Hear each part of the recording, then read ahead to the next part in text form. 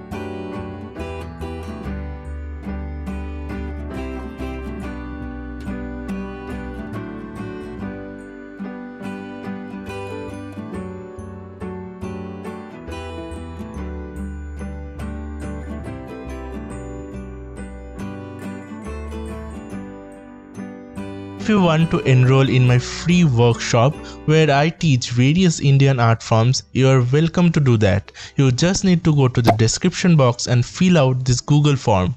You have to write your name, your WhatsApp number, as well as the classes you are willing to attend. The classes date and timings will be notified you very soon. Make sure you press the submit button.